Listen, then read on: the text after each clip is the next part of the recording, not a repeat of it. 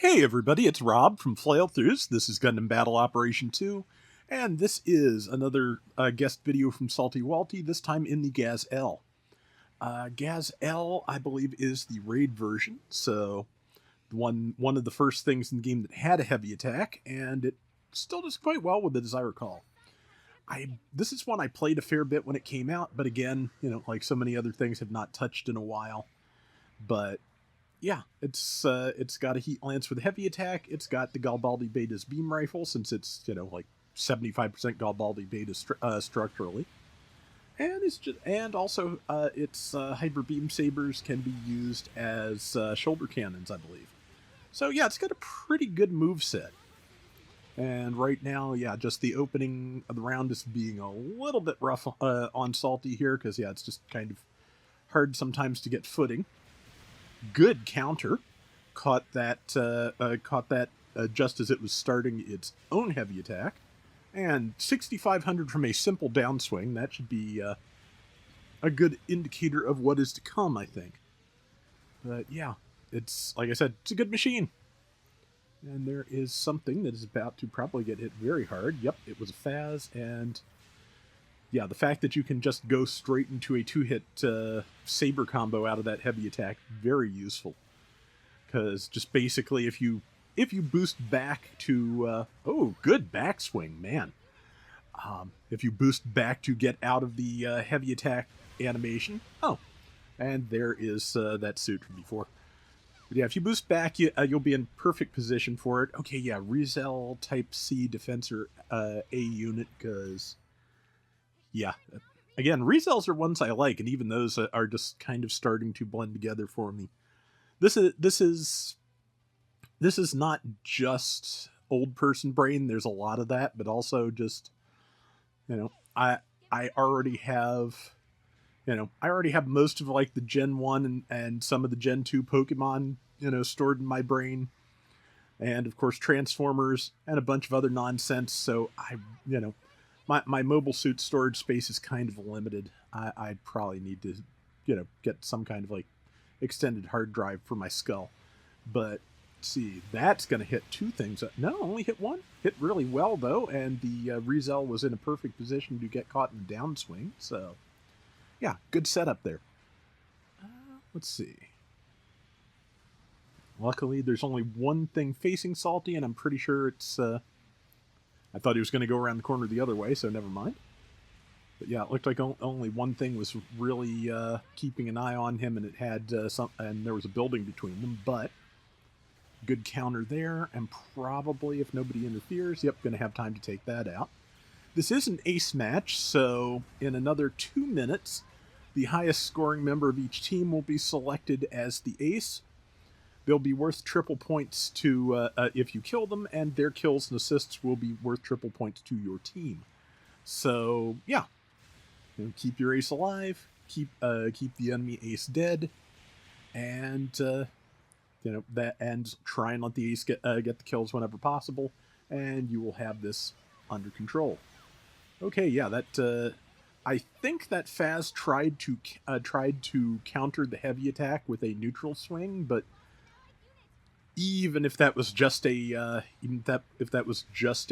standard attack, the Gaz-L having higher priority would mean that probably would have ended about the same.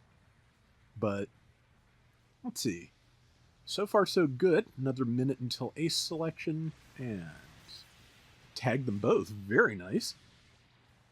And now, yeah, now it's a good time to get away, because yeah, like 2 of those 3 people were on the ground, but there were no allies around to speak of, so yeah, good time to be not there.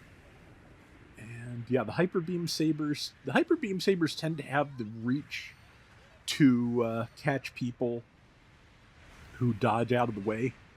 So, it's just, and actually this is a great, I'm pretty sure Salty is taking a strategic death here, because yeah, 20-some seconds left. He has gotten quite a few kills. He is a good candidate for ace. And if you're low on health at that point, it is a very good idea to just explode so that you can come back with full health for the ace portion of the program. Now, really, it would really be good here if the allies would bunch up a little bit. Looks like they're kind of converging into two groups, which is better than, no groups. It's that thing I keep saying about this map, about trying not to occupy, every quadrant of the map at once. It generally doesn't end well. But, okay, got an assist on that. Enemy ace is way across the world. I'm pretty sure it's that Gaz-L, and I'm pretty sure it just took out an ally. Yeah, both of the aces are heavy attack raids here. Good kill, nice. But there is a major problem for Salty's team in that he's got two supports with a heavy attack aid raid to face down. So, race to fade down? Yeah, that makes as much sense as anything. Okay, but but he not quite in range. Enemy ace picked up another kill. Yeah, that Gaz-L player seems to be pretty good. And that is, that is how aces are supposed to work, but oh man. And there's just a, slightly ridiculous counter tackle. Caught the thing, went in the opposite direction, and it just tackled him as he went by. Ridiculous. But, yeah, okay, good. Their ace is about to drop. That's good. That will get, and Salty got an assist for it, which is good. Another thing I try to remember to mention about ace matches, they killing an enemy ace only ever gets triple points. The triple point bonuses for ace kills and ace deaths do not stack. So just keep that in mind. But yeah, and that looks like that's going to be good. Well, dodged out of the way. I'm kind of surprised. That said, it was not really prepared to follow up, so... And yeah, good damage to everything, and Salty managed the two of those very well. And got that. That's right, because that's one of those cases where the G-First shields are not shields, they're buffers, I'm pretty sure. So yeah, you can hit that in the shield and actually expect to get the kill. A couple of low health enemies down. Somebody took one of the other ones. With the lead being this solid, it's not the worst news. Ideally, you leave things for your ace, but sometimes if it keeps your team from taking enough damage to make them vulnerable to the other ace, then yeah, just take them out. See, the ace over there taking a beating, but there's two people on low health. So yeah, Salty was standing still. I think you do stop showing up on the radar unless you're moving, and people can't. I'm not sure if people can see the ace icon when you're standing still unless you're like directly in front of it. But yeah, regardless, trying to get some work in while there's time left. Took a last second death, but let's see how that turns out. It was close enough, it could be a problem. Let's see, well, they won it, so it was not a problem. And they won by 50 points. 21,405 to 21,355.